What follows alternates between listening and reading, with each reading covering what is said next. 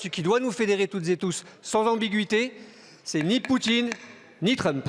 Ce texte, il n'est pas parfait, loin s'en faut.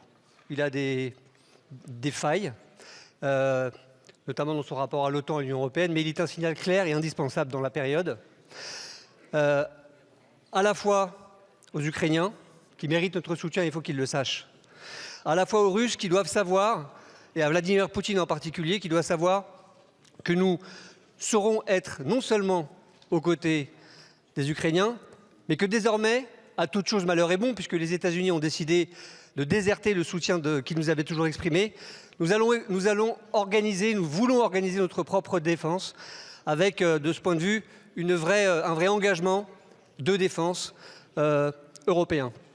Il y a aussi derrière des conséquences évidentes, si on veut construire une stratégie de défense, c'est de ne pas le faire au détriment de notre modèle social, de ne pas le faire au détriment de celles et ceux qui, chez nous, aujourd'hui, sont préoccupés par leur propre avenir. D'ailleurs, il n'y a rien de plus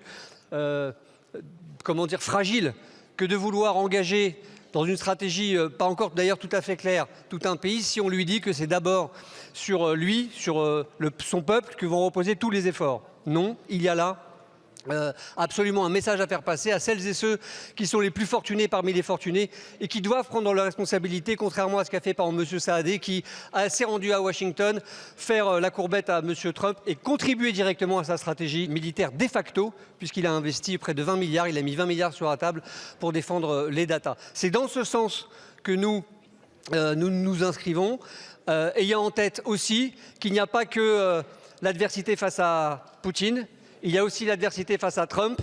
Les deux se nourrissent et prennent en étau le projet européen. Et c'est pour ça que, comme l'a dit Damien Girard tout à l'heure, ce qui doit nous fédérer toutes et tous, sans ambiguïté, c'est ni Poutine, ni Trump.